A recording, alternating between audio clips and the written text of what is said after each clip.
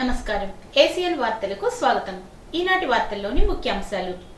CPM party జిల్లా విస్తృత సమావేశం జిల్లా కార్యదర్శి వర్గ సభ్యులు బి బలరాం అధ్యక్షతన మెంటేవారితోటలోని సిపిఎం ఆఫీసులో జరిగింది। ఈ సమావేశానికి రాష్ట్ర కార్యదర్శి వర్గ సభ్యులు మంతెన సీతారాం హాజరయ్యారు।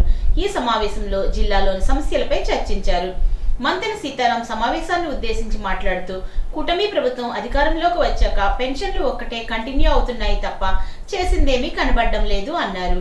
ఎన్నికల ప్రచారంలో సూపర్ 6 అని చెప్పి దానిలో ఒక్క అంశాన్ని కూడా అమలు చేయడం లేదు అన్నారు। ఈ సమావేశంలో జిల్లా కార్యదర్శి వర్గ సభ్యులు వాసుదేవరావు, కౌరు పెద్దిరాజు, నాగేశ్వరరావు, ప్రతాప్ మరియు మండల పట్టణ కార్యదర్శులు, ముఖ్య కార్యకర్తలు పాల్గొన్నారు। రెండవ కేటగిరీలో ఉన్న విద్యుత్ కనెక్షన్లకు స్మార్ట్ మీటర్లు బిగించాలని ప్రభుత్వం ఆదేశాలు జారీ చేయడంతో మెంటేవారి తోటలోని సిపిఎం ఆఫీసుకు బిగించేందుకు వచ్చిన నేపథ్యంలో స్మార్ట్ మీటర్లు బిగించొద్దు అని ఆందోళన చేశారు। గో బ్యాక్ స్మార్ట్ మీటర్లు అని నినదించారు। ఈ ఆందోళనలో జావియన్ గోపాలన్ మాట్లాడుతూ గత వైసీపీ ప్రభుత్వం వీటిని బిగించాలని ముందుకు తెచ్చింది। గతంలో ప్రతిపక్ష నాయకుడిగా ఉండగా లోకేష్ దీన్ని వ్యతిరేకించారు। ఇప్పుడు వీటిని ఎందుకు బిగిస్తున్నారని ప్రశ్నించారు। దీనిని ప్రజానీకమంతా వ్యతిరేకించాలని కోరారు। ఈ స్మార్ట్ మీటర్ల వలన అనేక నష్టాలు ఉన్నాయని ప్రజలు గుర్తించాలని విజ్ఞప్తి చేశారు। పాడి అభివృద్ధికి గ్రామస్తులు కృషి చేయాలని జిల్లా జంతు సంక్షేమ సంఘ డైరెక్టర్ ఆల్తి అజయ్ కుమార్ కోరారు।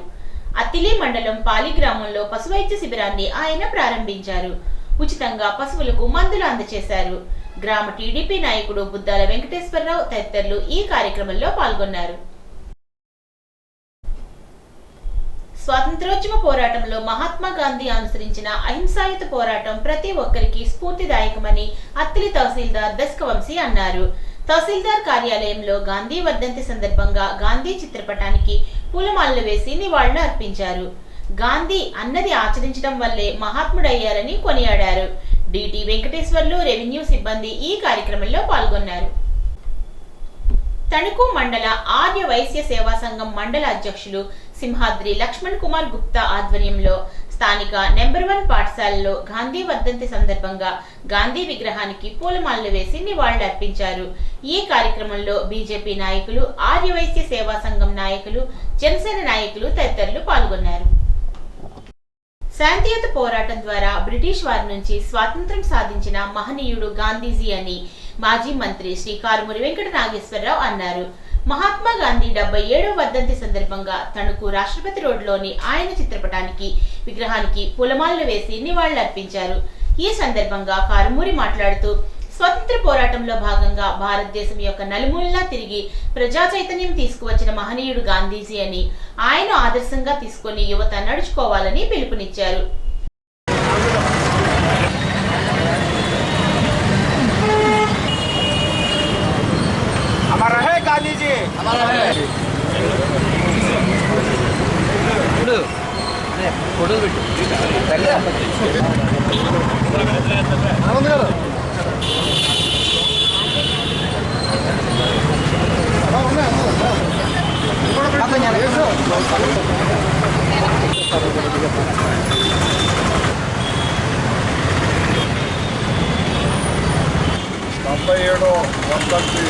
కార్యక్రమాన్ని తణుకులో మన వైఎస్ఆర్ పార్టీ నాయకులు కార్యకర్తలు నిర్వహించడం జరిగింది।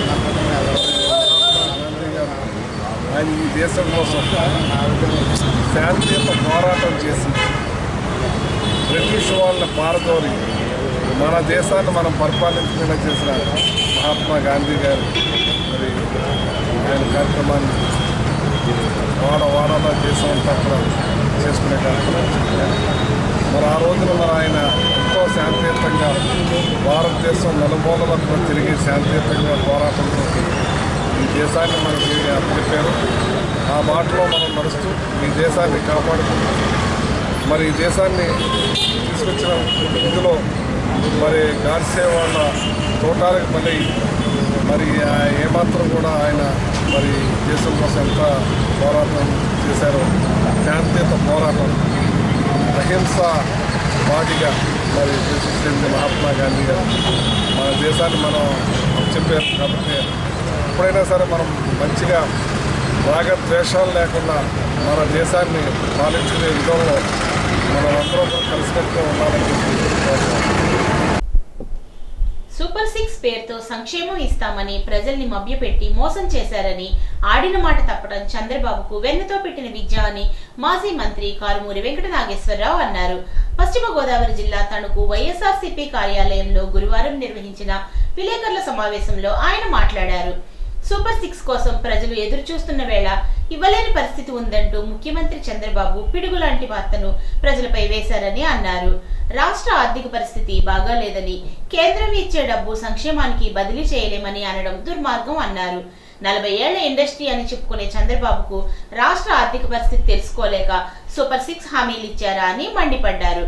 సంపద సృష్టిస్తానని చెప్పి ఇప్పుడు ఇవ్వలేదండం ఏరు దాటాక తెప్ప తగలేయడం కాదా అని నిలదీశారు. ఈరోజు రాష్ట్రంలో ఏ పథకాలు లేకుండా ప్రజలు అల్లాడిపోతూ ఉన్నారు. ప్రజలందరూ కూడా 8 నెలలైనా 9 నెలలైనా ఈ రాష్ట్రంలో కూటమి ప్రభుత్వం వచ్చింది, రేపో మాపన్న చేస్తారేమో అని ఎదురు చూస్తూ ఉన్నారు.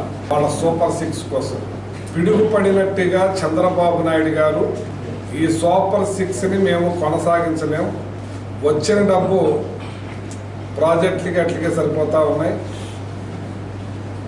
ఆ చేత మేము ఇవ్వలేమని స్పష్టంగా చెప్పటం జరిగింది. ఆ సూపర్ 6ని అనౌన్స్ చేసాం, కీన్ బోర్డు అయిపోయాడు జగన్మోహన్ రెడ్డి గారు అని చెప్పి అధికారంలోకి వచ్చిన తర్వాత ఇవాళ చేతులెత్తేసిన పరిస్థితి. జగన్మోహన్ రెడ్డి గారు కరోనా కష్టకాలంలో కూడా ఎవరో కూడా ఆయన కామెంట్లు చేయలేని పరిస్థితిలో ఆయన పథకాలను కూడా కొనసాగించలేదని చెప్పొచ్చు. కానీ ఇక్కడ మాత్రం జగన్మోహన్ రెడ్డి గారు ఇచ్చిన మాట ప్రకారంగా ఏ పథకం కూడా కష్టకాలంలో వచ్చే ఇనకం లేకపోయినా కింద మీద పడి అందరికీ కూడా పథకాలను కొనసాగించే పని చేశారు. ఇవాళ ఇన్ని ప్రగల్భాలు చెప్పి సంపద సృష్టిస్తాను, నేను ఏ రకంగా సృష్టించి పేదలకి పంచాలో మాకు తెలుసు అన్నారు. కరెంటు పెంచారు, 15,000 కోట్ల చిల్లర పెంచి ప్రతి సామాన్యుడి నెత్తి మీద పెద్ద భారాన్ని మోపి కరెంటు ఛార్జీలు పెంచి తాటికాయ పడేటట్లు చేశారు నెత్తి మీద. ఇవాళ రిజిస్ట్రేషన్ ఛార్జీలు పెంచుతున్నారు రేపటి నుంచి. పల్లె రోడ్లు కూడా టోలు పెడతానంటున్నాడు. అంటే ప్రజల రక్త మాంసాలని పిండి సంపద సృష్టిస్తామంటే ఇదేనని ఇప్పుడు తెలిసింది మాకు. ఇవాళ 1,00,000 కోట్ల చిల్లర అప్పు చేశారు. ఓ పక్కనేమో కేంద్రం 2 లక్షల కోట్లు ఇచ్చిందంటారు. 3 లక్షల కోట్లు ఏమైపోయిందో తెలియదు.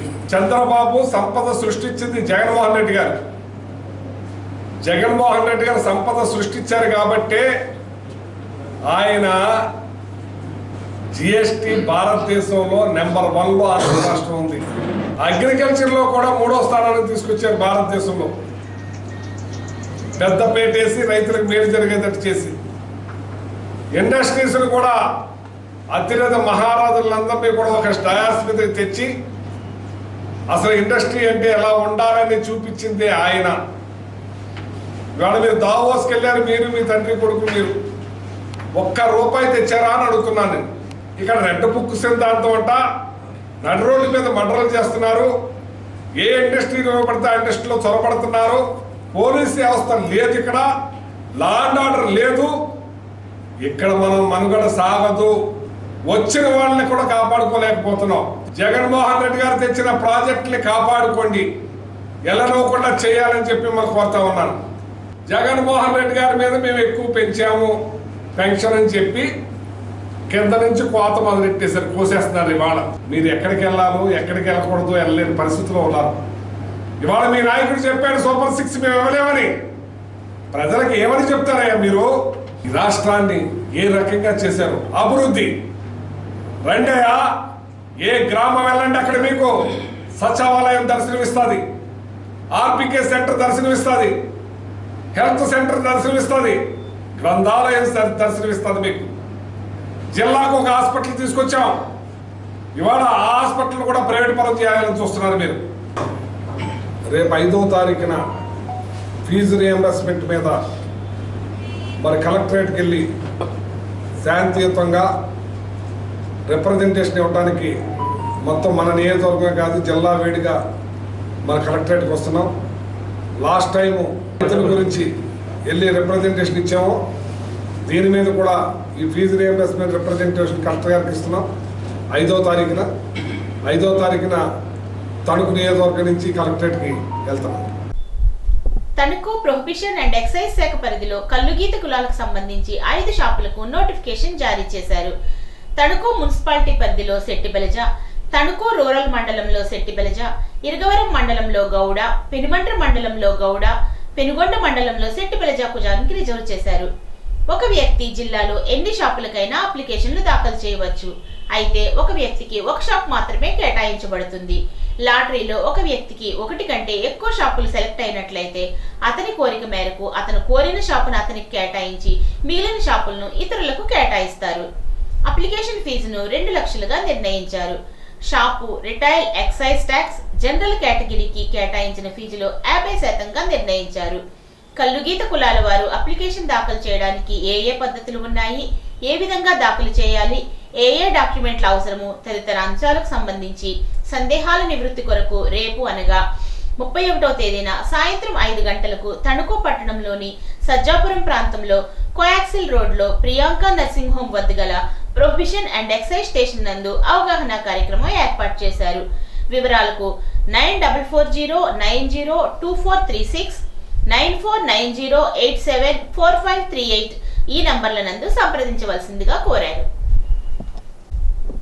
ప్రజలు ఎదుర్కొంటున్న సమస్యల పరిష్కారం కోసం నెల్లూరులో జరుగుతున్న సిపిఎం 27వ రాష్ట్ర మహాసభల్లో భవిష్యత్ పోరాటాలను రూపొందించడం జరుగుతుందని సిపిఎం జిల్లా కార్యదర్శి పివి ప్రతాప్ తెలిపారు. గురువారం స్థానిక అమరవీరుల భవనంలో సిపిఎం రాష్ట్ర మహాసభల పోస్టర్లను ఆవిష్కరణ చేశారు. ఈ సందర్భంగా ప్రతాప్, పట్టణ కార్యదర్శి అడ్డగల్ అజయ్ కుమార్ మాట్లాడుతూ సిపిఎం పార్టీ ప్రతి 3 సంవత్సరాలకు ఒకసారి గడిచిన కాలంలో సాగించిన ఉద్యమాలు, పోరాటాలు సమీక్ష చేసుకోవడం జరుగుతుంది అన్నారు. గత వైఎస్ఆర్సీపీ ప్రభుత్వం అవలంబించిన ప్రజా వ్యతిరేక విధానాలు, సమరశీల పోరాటాల వల్ల రూపొందించడం జరిగిందని అన్నారు. ఎప్పుడు నవరత్నాలు తప్ప ప్రజల రోజువారీ సమస్యలు వైఎస్ఆర్సీపీ పట్టించుకోకపోవడం వల్లనే ఘోర ఓటమి చెందింది అన్నారు. పథకాలు ఒక పక్క ఇస్తూనే మరో పక్కన పెద్ద ఎత్తున భారాలు వేసిందని విమర్శించారు. నేడు అధికారంలోకి వచ్చిన కూటమి ప్రభుత్వం ఇచ్చిన హామీలు నెరవేర్చడానికి డబ్బులు లేవని చెప్పడం శోచనీయం అన్నారు. రాష్ట్రంలో ఉన్న అన్ని సమస్యలు పరిష్కరించాలని నెల్లూరు మహాసభల్లో చర్చించి భవిష్యత్ పోరాటాలను రూపొందించడం జరుగుతుందని అన్నారు. ఈ కార్యక్రమంలో గుబ్బల గోపి, వెంకటేశ్వరరావు తదితరులు పాల్గొన్నారు. సిపిఎం పార్టీ రాష్ట్ర 27వ మహాసభలు అత్యంత వైభవంగా ఫిబ్రవరి 1, 2, 3 తేదీల్లో నెల్లూరు పట్టణంలో జరుగుతూ ఉన్నాయి. 3వ తేదీన భారీ బహిరంగ సభ జరుగుతూ ఉంది.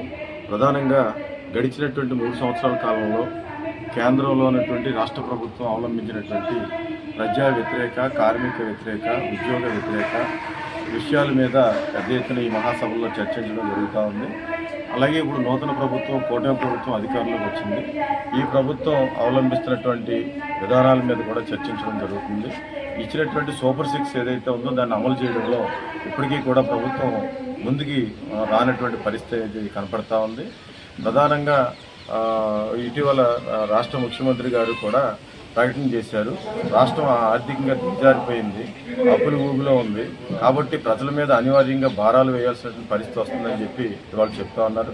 రెండో పక్కనే ఇవాళ ఇప్పటి వరకు ఉన్నటువంటి సంక్షేమ పథకాలు, ప్రధానంగా వృద్ధాప్య పెన్షన్ కానీ, వితంతు పెన్షన్ కానీ, వికలాంగ పెన్షన్ కానీ, వివిధ రకాల పెన్షన్లు 15,000 రూపాయలు ఇస్తున్నటువంటి పెన్షన్లు అన్నింటినీ కూడా రీవెరిఫికేషన్ పేరుతో తొలగించడం కోసం తీవ్రమైనటువంటి ప్రయత్నం ఇవాళ ఈ రాష్ట్ర ప్రభుత్వం చేస్తూ ఉంది. ఎన్నికల్లో మేము అధికారంలో రాగానే ఇవాళ ప్రజల యొక్క ఆదాయాలను పెంచుతామని, అందరికీ కూడా మెరుగైనటువంటి పాలన, వైసీపీ కంటే మెరుగైన పాలన అందిస్తామని, ధరలు తగ్గిస్తామని చెప్పారు. ఆచరణలో చూసినప్పుడు కూటమి ప్రభుత్వం అధికారంలోకి వచ్చిన తర్వాత ఇవాళ దాదాపు 15,000 కోట్ల రూపాయలు విద్యుత్ భారాలని వివిధ రకాల రూపాయలతో ఇవాళ ప్రజల మీద భారాలు మోపుతున్నారు. కాబట్టి గత ప్రభుత్వానికి ఈ ప్రభుత్వానికి ఏమాత్రం కూడా తేడా కనపడేటువంటి పరిస్థితి వాళ్ళు కనపడలేదు. తణుకు నియోజకవర్గ మాజీ శాసనసభ్యులు స్వర్గీయ యలమత్తి తిమ్మరాజా వైటీ రాజా తల్లి యలమత్తి రాజేశ్వరీదేవి మృతికి తణుకు శాసనసభ్యుడు ఆర్మిల్లి రాధాకృష్ణ సంతాపం తెలిపారు. రాధాకృష్ణ తణుకు పట్టణంలోని వారి ఇంటికి వెళ్లి రాజేశ్వరీదేవి చిత్రపటానికి పూలమాలలు వేసి ఘన నివాళులు అర్పించారు. అనంతరం వారి కుటుంబ సభ్యులను పరామర్శించి ప్రగాఢ సానుభూతి తెలియజేశారు. ఈ కార్యక్రమంలో తెలుగుదేశం పార్టీ నాయకులు, అభిమానులు పెద్ద ఎత్తున పాల్గొన్నారు. మాజీ ఎమ్మెల్యే వైటీ రాజా మాతృమూర్తి, పారిశ్రామికవేత్త యలమర్తి నారాయణరావు చౌదరి సతీమణి యలమర్తి రాజేశ్వరీదేవి మృతికి మాజీ మంత్రి కారుమూరి వెంకట నాగేశ్వరరావు సంతాపం వ్యక్తం చేశారు. గురువారం తణుకులోని వైటీ రాజా నివాసానికి వెళ్లి కుటుంబ సభ్యులను పరామర్శించారు. రాజేశ్వరీదేవి అల్లుడు దగ్గుపాటి సురేష్, వైటీ రాజా కుమారుడు యలమర్తి అవినాష్ తో పాటు కుటుంబ సభ్యులకు తన ప్రగాఢ సానుభూతిని తెలిపారు. పశ్చిమ గోదావరి జిల్లా పెనుగొండలో వేంచేసి ఉన్న శ్రీ నగరేశ్వర స్వామి మహిషాసుర మర్దిని వాసవి కన్యకా పరమేశ్వరి అమ్మవారి ఆత్మార్పణ దినోత్సవంకు విచ్చేయుచున్న శ్రీ నారా చంద్రబాబు నాయుడు పర్యటన సందర్భంగా కట్టుదిట్టమైన భద్రతా ఏర్పాట్లు చేశారు. జనవరి 31వ తేదీ ఉదయం 11 గంటలకు పెనుగొండ మార్కెట్ యార్డ్ ఆవరణలో హెలికాప్టర్ ద్వారా చేరుకుంటారు. అక్కడ నుండి రోడ్డు మార్గం ద్వారా వాసవి కన్యకా పరమేశ్వరి అమ్మవారి ఆలయానికి వచ్చి పట్టు వస్త్రాలు సమర్పిస్తారు. అనంతరం నిజరూప దర్శనంలో ఉన్న అమ్మవారిని దర్శించుకుని పూజలు చేస్తారు. వాసవి మాత ఆత్మార్పణ దినోత్సవాన్ని పురస్కరించుకొని కోయంబత్తూర్, మహారాష్ట్ర, తమిళనాడు, కర్ణాటక, ఉభయ తెలుగు రాష్ట్రాల నుండి వాసవి మాలధారణ చేసిన భక్తులు 102 హోమగుండాల పూజలు వచ్చి వితరణ చేస్తారు. అనంతరం అఖిల భారత ఆర్య వైశ్య ట్రస్ట్ ఆధ్వర్యంలో నిర్మించిన వాసవిధాంలో 90 అడుగుల పంచలోహ విగ్రహాన్ని దర్శించుకొని పూజలు చేస్తారని జిల్లా ఎస్పీ తెలిపారు. పెనుగొండలో అడుగడుగున పోలీసులను మోహరించారు. ముఖ్యమంత్రి పర్యటనకు అన్ని ఏర్పాట్లు పూర్తి చేశారు. 31st ఏడాకి మన ఆనరబుల్ సీఎం గారు ఇక్కడ పెనుగొండ 2 ట్రిపుల్ విజిట్ రావడానికి ప్రోగ్రామ్ ఉంది. దాని ప్రకారంలో వెస్ట్ గోదావరి పోలీస్ పూర్తిగా రెడీగా ఉంటున్నారు. ఇప్పుడు బ్రీఫింగ్ జరిగింది. ఇప్పుడు we're going for the rehearsal. జాగ్రత్తగా సార్ రావడానికి తర్వాత 2 టెంపుల్స్కి 1 by 1 వెళ్ళిన తర్వాత రిటర్న్ ప్రోగ్రామ్కి అన్ని డీటెయిల్స్ మనం అలర్ట్ చేసినట్టు జరిగింది. దాదాపు అరౌండ్ 600-700 మన సిబ్బంది ది డిప్లాయ్మెంట్ జరుగుతున్నాయి ఆల్ ద ర్యాంక్స్కి. So will ensure the programme is successfully done without any issues. Thank you. ఇది మార్నింగ్ 4 నుంచి సెషన్కి ఉంది. మధ్యాహ్నం వరకు కంప్లీట్ అవుతుంది. తణుకు అరుంధతీయపేటలో రోడ్ల మరమ్మతులు చేసి ప్రజలకు, విద్యార్థులకు సౌకర్యం కల్పించాలని అరుంధతీయ యువజన సంక్షేమ సంఘం వారు తణుకు మున్సిపల్ కమిషనర్ ను కోరారు. రోడ్లు సరిగా లేకపోవడంతో తరచూ ప్రమాదాలు జరుగుతున్నాయని తెలిపారు. సంఘ అధ్యక్షుడు ఉందుర్తి రాజ్ కుమార్, కార్యదర్శి చదలవాడ నాని, సిర్రా బ్రహ్మయ్య, అబ్బసరి లాజర్, రామకృష్ణ తదితరులు వినతి పత్రాలను అందజేశారు. మండల కేంద్రమైన ఉండిలో మహాత్మా గాంధీ 77వ వర్ధంతి సందర్భంగా రక్తదాన శిబిరాన్ని ఎస్ఎఫ్ఐ గురువారం నిర్వహించింది. ఈ సందర్భంగా ఎస్ఎఫ్ఐ జిల్లా కార్యదర్శి ప్రసాద్ మాట్లాడుతూ రక్తదానం చేస్తే మరొకరికి ప్రాణం నిలిపిన వారు అవుతారని తెలిపారు. ఈ శిబిరం ద్వారా వచ్చిన రక్తాన్ని కలెక్ట్ చేసి దాన్ని పాలకొల్లు బ్లడ్ బ్యాంక్ కు డొనేట్ చేస్తామని అన్నారు. ఈ కార్యక్రమంలో 30 మంది యువకులు రక్తదానం చేశారని ఆయన తెలిపారు. రక్తదానం చేయడానికి ముందుకు వచ్చినందుకు వారందరినీ ఆయన అభినందించారు.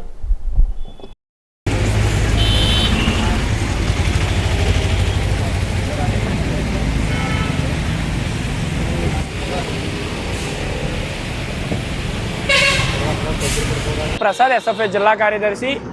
భారత విద్యార్థి ఫెడరేషన్ ఎస్ఎఫ్ఐ ఆధ్వర్యంలో మహాత్మా గాంధీ 78వ వర్ధంతి సందర్భంగా ఉండి పట్టణంలో ఉన్న పార్క్ వద్ద విద్యార్థులతో ఉచిత రక్తదాన శిబిరాన్ని నిర్వహించడం జరుగుతుంది. ఈ రక్తదాన శిబిరంలో పాల్గొన్న విద్యార్థులకు, సహకరించిన అధికారులకు మా ధన్యవాదాలు తెలియజేస్తున్నాం. ఈ రక్తదాన శిబిరంలో పాలకొల్లో ఉన్న ఆపద్బాంధవ బ్లడ్ బ్యాంక్ ఈ రక్తదానం అంతటిని సమీకరించి వాళ్ళకి అందజేస్తున్నాం. ఈ కార్యక్రమంలో మాకు సహకరిస్తున్న విద్యార్థులందరికీ ధన్యవాదాలు తెలియజేస్తున్నాం. గత 55 సంవత్సరాలుగా విద్యార్థి రంగంలో ఉన్న సమస్యల పరిష్కారం కోసం ఎస్ఎఫ్ఐ అలుపెరగని పోరాటాన్ని నిర్వహిస్తుంది. దేశ నాయకుల పోరాట స్ఫూర్తితో పాటు ప్రజాసేవలో కూడా మేము ముందుంటామని తెలియజేస్తున్నాం. సుమారు 30 మంది విద్యార్థులతో ఈ ఉచిత రక్తదాన శిబిరాన్ని నిర్వహించడం జరుగుతుంది. ఈరోజు గాంధీ గారి వర్ధంతి సందర్భంగా భారత విద్యార్థి ఫెడరేషన్ ఎస్ఎఫ్ఐ ఉండి మండల కమిటీ ఆధ్వర్యంలో బ్లడ్ క్యాంప్ నిర్వహించడం జరిగింది. దానికి సహకరించిన విద్యార్థులకు, ప్రజలకు మా ధన్యవాదాలు. ఈ కార్యక్రమంలో పాల్గొన్న విద్యార్థులందరికీ మా ధన్యవాదాలు. భారత విద్యార్థి ఫెడరేషన్ ఎస్ఎఫ్ఐ గత కొన్ని సంవత్సరాలుగా విద్యార్థుల సమస్యలపై పోరాటం చేసి పరిష్కారాలు తీసుకొస్తుంది. అలాగే రానున్న కాలంలో కూడా ప్రజాసేవ విద్యార్థి రంగంలో ముందుంటామని తెలియజేస్తున్నాం. ధన్యవాదాలు. పశ్చిమ గోదావరి జిల్లా ఉండి నియోజకవర్గంలో డ్రైనేజ్ గట్లపైన, సాగునీరు ప్రవహించే కాలువ గట్లపైన అక్వా రైతులు ఎవరైనా ఆక్రమణలకు పాల్పడితే వాటిని వెంటనే తొలగించాలని ఏపీ డిప్యూటీ స్పీకర్ ఉండి ఎమ్మెల్యే కనుమూరి రఘురామకృష్ణంరాజు అధికారులను ఆదేశించడంతో ఉండి మండలం అత్తమూరు గ్రామంలో చెరువు గట్లపైన ఆక్రమించి షెడ్స్ వేస్తున్న వాటిని తొలగించారు. ఉండి వాటర్ డిస్ట్రిబ్యూట్ చైర్మన్ తోటపని, వైస్ చైర్మన్ మంతన సాయిలచ్చిరాజు వాటిని తొలగించి 7 రోజుల్లో పాత డ్రైనేజ్ గట్టు ఏ విధంగా ఉందో అదే విధంగా అప్పగించాలని, లేని పక్షంలో తగు చర్యలు తీసుకుంటామని హెచ్చరించారు. దీనికి ఆక్వా రైతులందరూ సహకరించాలని, నిబంధనలు అతిక్రమిస్తే ఎంతటి వారైనా చర్యలు తప్పవని హెచ్చరించారు.